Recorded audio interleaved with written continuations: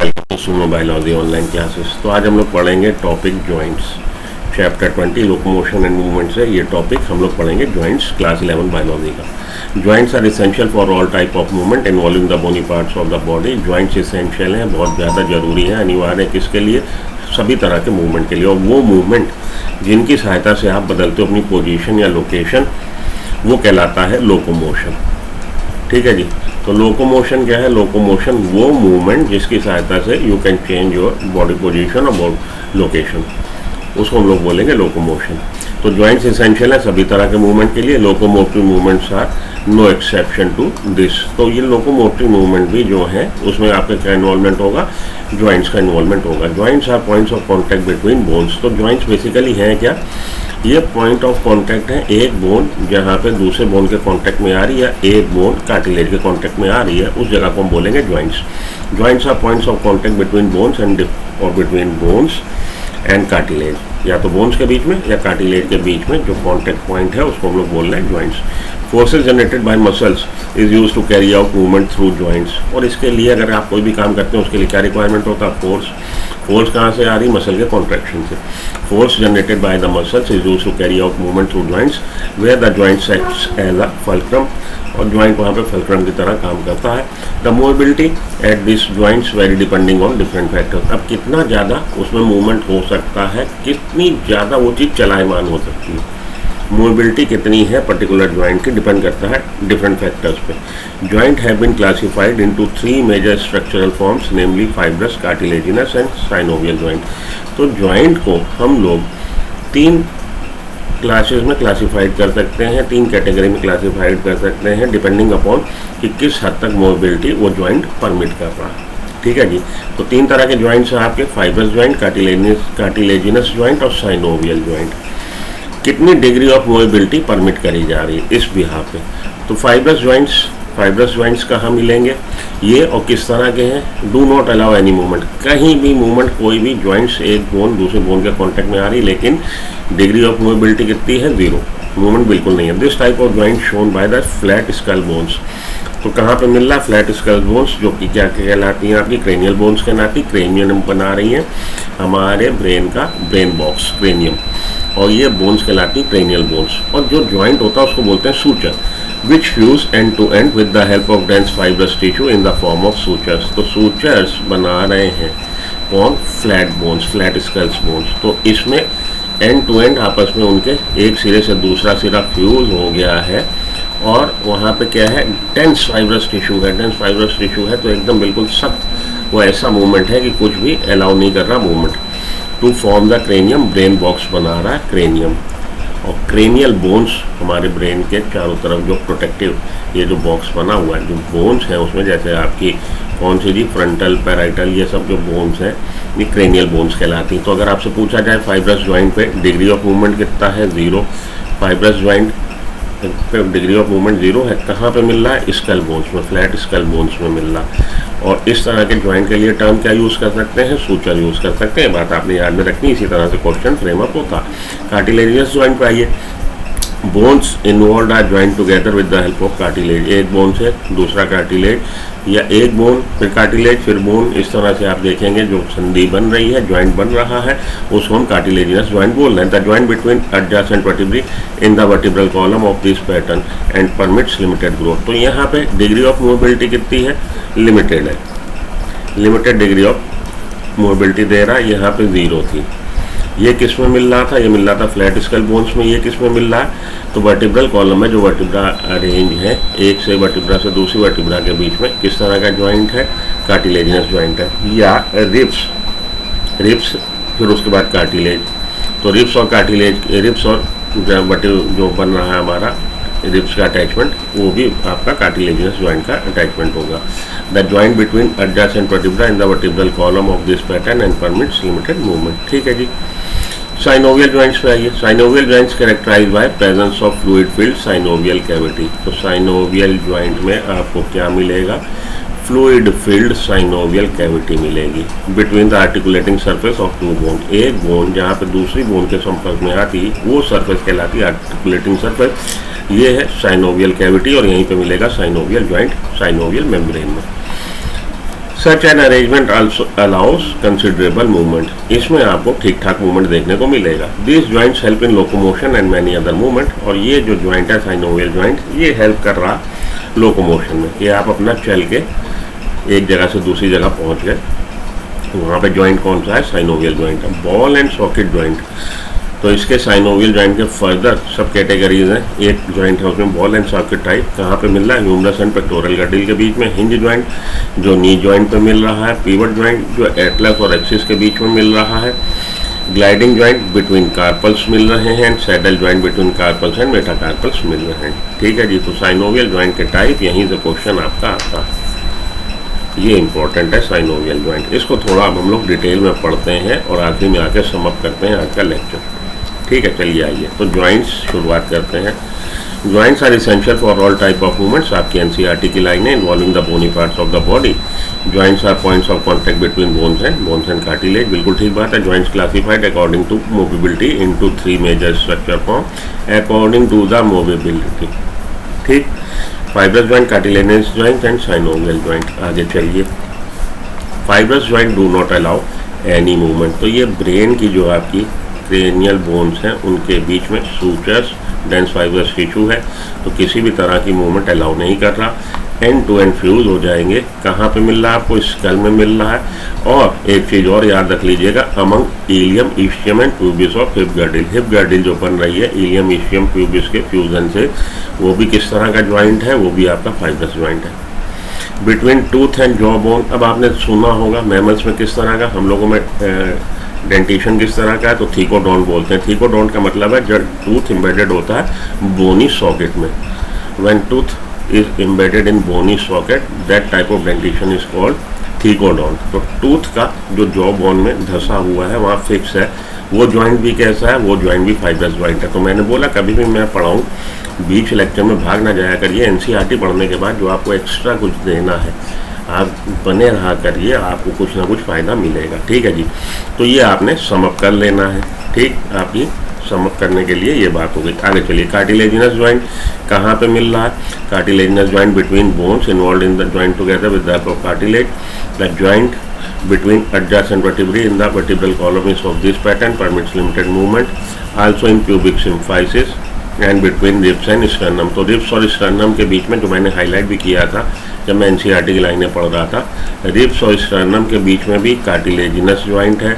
Different vertebra के बीच में कार्टिलेजिनस ज्वाइंट है। और साथ के साथ कहाँ पे है? Also in pubic symphysis. Pubic symphysis पे भी आपको किस तरह का ज्वाइंट मिल रहा है? कार्टिलेजिनस ज्वाइंट है। चाइल्ड बर्थ के वक्त इसका डायलेशन होगा, फैलेगा, तभी पाचुरेशन हो पाएगा। तो प्यूबिक सिम्फाइसिस पे किस तरह का ज्वाइंट मिल रहा है? प्यूबिक सिम्फाइसिस पे आपको कार्टिलेजिनस ज्वाइंट मिल रहा है। और हिप गर्डल पे आपको कौन सा मिल रहा है? इलियम, इस्चियम, प्यूबिस, वो जो फ्यूज हो रहा है, हिप गर्डल जो बना रहे हैं, वहाँ पे आपको फाइब्रस ज्वाइंट मिल रहा है। ठीक है, आगे चलिए। साइनोवियल ज्वाइंट बात कर चुके हम लोग। साइनोवियल ज्वाइंट कंसिडरेबल मूवमेंट होगा। Joint characterize by presence of fluid filled synovial cavity. Type of synovial joint, ये टाइप किस हिसाब से है? According to shape of bones and type of movement. ये बात ध्यान में रख लीजिए, एक लाइन लिख लीजिए वहाँ एनसीईआरटी में। According to shape of bones, किस तरह की बोन्स, जो बोन्स पार्टिसिपेट करने जा रही साइनोवियल ज्वाइंट में, उनका शेप कैसा और किस तरह की मूवमेंट है। तो gliding joint, pivot joint, saddle joint, ball and socket, hinge joint, ellipsoid joint, इसको हम लोग पढ़ेंगे। आपकी बुक में उसने एक एक लाइन देके समस्या आपके लिए खड़ी कर दी। ग्लाइडिंग ज्वाइंट पे आइए, सिंपलेस्ट है synovial joint. Articulating surface of flat two bones are usually flat, और यहाँ पे जो दो बोन्स आपस में पार्टिसिपेट कर रही हैं वो फ्लैट बोन्स होंगी। उनकी ज़्यादातर क्या होगा? सरफेस जो होगी फ्लैट होगी। Permits only back and froth, एक ही डायरेक्शन में मूवमेंट केवल अलाउ कर रही है। इतना ज़्यादा डिटेल पढ़ने की जरूरत नहीं। ग्लाइडिंग ज्वाइंट आप याद रख लीजिएगा, सिंपलेस्ट साइनोवियल ज्वाइंट है, और आर्टिकुलेटिंग सरफेस जो है फ्लैट है ज़्यादातर। कार्पल बोन्स के बीच में और टार्सल बोन्स के बीच में ये मिल रहा। ठीक है जी। कार्पल बोन आपकी रिस्ट की हो गई, कार्पल बोन, और टार्सल बोन आपकी किसकी हो गई? टो की हो गई। तो कार्पल बोन्स के बीच में, डिफरेंट कार्पल बोन्स के बीच में जो मिल रहा है ज्वाइंट, वो ग्लाइडिंग ज्वाइंट है, और टार्सल बोन के बीच में जो मिल रहा है वो भी ग्लाइडिंग ज्वाइंट है। सैडल ज्वाइंट पे आइए। Allow movement such as back and forth and side to side in almost single direction. The projection of one bone fits into saddle like depression. तो आप ये तो भूल जाओ, इतना ज़्यादा आपको डिटेल पढ़ने की ज़रूरत नहीं। Saddle joint projection of one bone fits into saddle like depression. तो ये देखिए सैडल लाइक डिप्रेशन है ये, और इसका एक बोन का प्रोजेक्शन दूसरी बोन के सैडल लाइक डिप्रेशन में फिट हो रहा है, तो इसको हम सैडल ज्वाइंट बोल रहे हैं। ये कहाँ पे मिल रहा है आपको? Between carpal and metacarpals of thumb of hand. Carpal और मेटाकार्पल के बीच में, कार्पल्स के बीच में क्या था? Gliding joint. टार्सल्स के बीच में क्या था? Gliding joint. कार्पल और मेटाकार्पल के बीच में क्या? Saddle joint. That joint provides a large amount of movement by axial joint. ये भी आपके लिए मतलब की बात नहीं है, केवल इतना आपके लिए मतलब की बात है जो आपने याद में रखनी। The projection of one bone, इतनी बातें आप याद रख लीजिए, ठीक है जी। चलिए आगे, सैडल ज्वाइंट के बाद आ गए अब हम लोग हिंज ज्वाइंट पे। हिंज ज्वाइंट उसने बोला था कहाँ पे मिल रहा? एल्बो या नी में दे रखा उसने। Allow movement in one plane, केवल एक डायरेक्शन में मूवमेंट होगा। In hinge joint reel like surface of one bone fits into concave surface of another bone. छोड़ो, दिमाग पे प्रेशर ना लो, इसको छोड़ दो। आपने क्या याद रख लेना? केवल एक डायरेक्शन में मूवमेंट अलाउ कर रहा। कब्जा जैसे होता तो गेट पे अगर कब्जा लगाओ तो गेट या तो बाहर खुलेगा या अंदर खुलेगा। हिंज, कब्जा। The elbow joint, knee joint, ankle joint and interphalangeal joints, इतने आपको याद रखने हैं, ये बात याद में रखनी है। नी ज्वाइंट एग्जाम्पल है, नी में आप देखिए ना, आप अपनी लेग को कहाँ बेंड कर सकते हैं? पीछे ही बेंड कर सकते हैं, आगे नहीं बेंड कर सकते। एल्बो में भी एक ही डायरेक्शन में मूवमेंट अलाउ कर रहा, ठीक है जी। नी ज्वाइंट हो गया, एल्बो ज्वाइंट हो गया, एंकल ज्वाइंट और इंटरफेलेंजियल ज्वाइंट। तो आपकी उंगली भी आप ऐसे ही मोड़ सकते हो, बाहर की तरफ नहीं मोड़ सकते। एक ही डायरेक्शन में मूवमेंट अलाउ करेगा, जैसे कब्जा होता है या दरवाजा होता है, दरवाजा एक ही डायरेक्शन में चलता है। Articulation between occipital condyle of skull and Atlas vertebra. Atlas vertebra हमारी फर्स्ट वर्टिब्रा एटलस वर्टिब्रा कहलाती है और सेकंड वर्टिब्रा एक्सिस वर्टिब्रा कहलाती है। एटलस इसलिए बोलते हैं क्योंकि ये पूरे शरीर का भार उठाए हुए। तो occipital condyle of skull and Atlas vertebra, वहाँ पे भी हिंज ज्वाइंट है, एग्जाम्पल याद रखिएगा। तो ये एग्जाम्पल जरूर याद रख लीजिएगा, बाकी का तो मैंने आपको चीज़ों को और एक्सप्लेन करने के लिए दे रखा। पीवट ज्वाइंट का ये allow movement in only one direction, ठीक है जी। पीवट ज्वाइंट में क्या है? राउंडेड और pointed bone fits into shallow depression. इतनी बातें भूलो, कोई ज़रूरत नहीं है। Joint between Atlas and axis, तो पहली वर्टिब्रा और दूसरी वर्टिब्रा के बीच में जो ज्वाइंट है वो पीवट ज्वाइंट है। बिटवीन रेडियस एंड अल्ना, और रेडियो अल्ना के बीच में, रेडियस अल्ना के बीच में rather I should say, radius और अल्ना के बीच में जो ज्वाइंट है वो भी एग्जाम्पल आपका पीवट ज्वाइंट का। मोनो एक्सियल ज्वाइंट है वो छोड़ दीजिए, उसका ना प्रेशर लीजिए। बॉल एंड सॉकेट पे आ जाइए। The most freely movable of all joint, सबसे ज़्यादा मूवमेंट 360 डिग्री मूवमेंट यहाँ देखने को मिलता है। In a ball socket joint, ball like structure of one bone fits into socket like structure of another bone. तो शोल्डर ज्वाइंट और hip joint इसके एग्जाम्पल है, ठीक। यहाँ पे आके आपके ज्वाइंट्स खत्म, इतनी बातें आपने याद में रखनी है। सम अप करना चाहें तो मैंने आपको बोला शॉर्ट नोट्स बनाने की प्रैक्टिस डाल लीजिए, और ये केवल आप एक स्लाइड कहिए या इतना आप अपने पास लिख के रख लीजिए या इसका स्क्रीन कैप्चर ले लीजिए। जब भी आपको ज्वाइंट पढ़ना हो जनवरी फरवरी तक 2-3 बार तो आप एनसीईआरटी पढ़ लीजिए। उसके बाद अगर आप इसको फॉलो कर लेंगे तो आप इससे रिलेटेड क्वेश्चन कराएंगे। Fibrous joint flat skull bones में मिल रहा है आपको fibrous joint. Among ilium ischium pubis of hip girdle मिल रहा है। Between tooth and jaw bone मिल रहा है, no movement, 0 degree movement. Cartilaginous joint, joint between adjacent vertebrae in the vertebral column in pubic symphysis and between ribs and sternum, ठीक है जी। Synovial joint इतनी तरह के हो गए, किस आधार पे भैया? किस तरह की शेप की बोन्स इसमें इन्वॉल्व होने जा रही है और किस डिग्री तक वो मूवमेंट दिखाएंगी। तो ग्लाइडिंग ज्वाइंट पे आइए। ग्लाइडिंग ज्वाइंट सिंपलेस्ट ज्वाइंट है between carpal bone and tarsal bone. Carpals के बीच में या टार्सल्स के बीच में जो ज्वाइंट है वो ग्लाइडिंग ज्वाइंट है। सैडल ज्वाइंट आइए, joint between carpal and metacarpal of thumb, ठीक। हिंज ज्वाइंट पे आइए, elbow joint, knee joint, ankle joint and interphalangeal joint इसके एग्जाम्पल हैं। और स्कल और एटलस वर्टिब्रा के बीच में भी इसी तरह का ज्वाइंट हिंज ज्वाइंट है। पीवट ज्वाइंट पे आइए, between Atlas and axis, first vertebra और सेकंड वर्टिब्रा के बीच में जो ज्वाइंट है वो पीवट ज्वाइंट है। एंड रेडियस अल्ना के बीच में भी जो ज्वाइंट है वो पीवट ज्वाइंट है। बॉल एंड सॉकेट के लिए शोल्डर ज्वाइंट और हिप ज्वाइंट।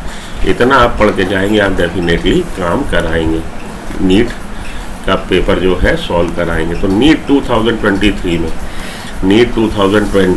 में एक क्वेश्चन आया था, उसको हम लोग देख लें। क्या ये करने के बाद हम लोग उसको कर पाएंगे? क्वेश्चन को देखते हैं, आइए। नीट 2023 में जो क्वेश्चन आया हम लोग को ज्वाइंट से रिलेटेड, उसको देखें क्या था। तो क्या हम लोग कर पाएंगे, हमारी तैयारी उस लेवल की हो गई? होनी तो चाहिए भाई, कर तो लेना चाहिए। क्वेश्चन मैं ढूंढ के निकालूं तो मैं आप लोगों से डिस्कस करूं।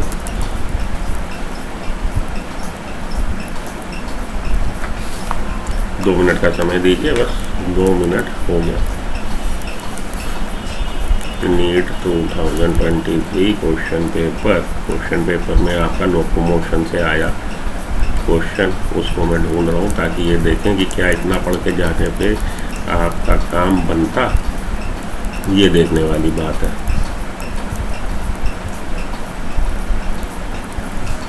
मुझे लग रहा बन जाता, लेकिन फिर भी एक बार क्वेश्चन मिल जाए तो ज़्यादा अच्छा रहेगा। जी ये रहा, देखिए क्वेश्चन ये है नीट 2023 का। कार्टिलेजिनस ज्वाइंट किसके बीच में बन रहा है? Between adjacent vertebra. ये देखिए मैंने आपको पढ़ाया cartilaginous joint. Ball and socket joint कहाँ बन रहा है? Ball and socket joint between humerus and pectoral गैट्रिस, ये भी हो गया। फाइब्रस ज्वाइंट कहाँ बन रहा है? Between flat and skull bones, ये भी हो गया। सैडल ज्वाइंट कहाँ बन रहा है? Between carpal and metacarpal of thumb. तो आपको देखिए नीट 2023 का ये क्वेश्चन जो हम लोग कर पाए। कभी भी आप कोई टॉपिक लगाएं, कोई टॉपिक प्रिपेयर करें, एक बात ध्यान में रख लीजिए, कभी भी कोई टॉपिक आप प्रिपेयर करें तो आखिरी में आके आप उस टॉपिक से रिलेटेड PYQ या मल्टीपल चॉइस क्वेश्चन किसी भी क्वेश्चन बैंक के लगाएं, और तब आप देखें कि भाई आप क्वेश्चन सब कर पा रहे, कोई क्वेश्चन फंसा तो नहीं। तब आप समझेंगे कि हाँ ये टॉपिक अब हमारा, इस पर हमारी कमांड हो गई। तो आज से आप ये प्रैक्टिस बना लीजिए, कोई टॉपिक आप पढ़ें, पहले तो उसको NCERT की जो लैंग्वेज है NCERT बिल्कुल अच्छे से 1, 2, 3, 4 बार पढ़ लीजिए। उसके बाद उससे रिलेटेड थोड़ा सा एक्स्ट्रा आप कोशिश करिए कि बिल्कुल थोड़ा सा, अगर रिपीटर है तो, फ्रेशर है तो कतई नहीं NCERT पढ़िए। तो थोड़ा सा आपको एक्स्ट्रा ज्ञान कहीं मिल सके, किसी भी एक को आप, एक ही गुरु को मत्था टेकिए, आप 10 गुरु को मत्था ना टेकिए, एक किसी को पकड़ लीजिए और उसी को आप फॉलो करिए। उसके बाद आपने क्या करना है, वो टॉपिक जब आपको लगे जी कमांड हो गई, तो उसका शॉर्ट नोट जैसे ये है, आपने एक शॉर्ट नोट बना लेना है, क्योंकि जनवरी फरवरी आने के बाद आपके पास टाइम नहीं होगा कि आप बार बार NCERT पढ़ें और बार बार NCERT को पलटें। अब आखिरी दिनों में जब आपके पास क्विक रिवीजन करना होता है तो आपके खुद के शॉर्ट नोट्स काम आते हैं। आप किसी की मैराथन देखोगे, 24-24 घंटे वो पढ़ा रहे हैं, आखिरी दिनों में आके 12 घंटे क्लास चला रहे हो, NCERT पढ़ के बोले दे रहे हैं, तो भैया तुम भी तो पढ़ सकते हो NCERT, तुम खुद क्यों नहीं पढ़ लेते? दूसरे का पढ़ा हुआ क्यों सुन रहे हो? तो अपने शॉर्ट नोट्स बना लीजिए और उसी को आप पढ़िए। उसके बाद मार्च के बाद आप इन्हें, या कहिए कि मार्च के 15 मार्च के बाद से उसमें कुछ भी नया ऐड ऑन नहीं करना। उससे पहले जो भी जनवरी से मार्च तक जो आपके कन्फ्यूजन्स हैं, जो आपके डाउट हैं, आपने मानिए रेस्पिरेशन इन प्लांट्स पढ़ लिया, लेकिन ग्लाइकोलिसिस में 1-2 पॉइंट आपके फंस रहे हैं, तो ग्लाइकोलिसिस के वो जो 1-2 पॉइंट आपने सॉर्ट आउट करने, वो जनवरी से मिड मार्च तक कर लीजिए। 31 दिसंबर तक अपना ये जो आपका प्रिपरेशन है, 31 दिसंबर तक आपको पूरा कर लेनी चाहिए, अपना कोर्स पूरा 1-2 बार पढ़ लेना चाहिए और आपकी प्रिपरेशन हो जानी चाहिए। भाई उस लेवल की नहीं कि नीट क्रैक कर ले, लेकिन हाँ कि अब हमारा पूरा कोर्स जो है हम 2-3 बार पढ़ चुके हैं, अब हमारी प्रिपरेशन है।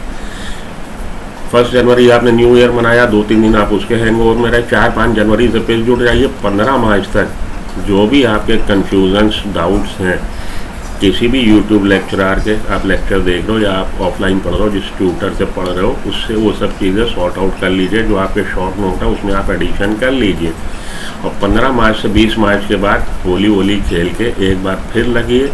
अब कुछ भी आप नया ना करने की कोशिश करिए, आप अपने शॉर्ट नोट्स, अपनी स्टडी पे बिलीव रखिए और अपने शॉर्ट नोट्स बार बार दोहराइए। अब आप फिर से अगर NCERT पढ़ रहे हो, लैंग्वेज उसकी, और उसको क्रैक करने की सोच रहे हो, तो बेटा फिर आप जो कर रहे हो करो, उसमें मैं कुछ नहीं कर सकता, लेकिन ये तरीका है नीट को क्रैक करने का, ये मेरी एडवाइस है।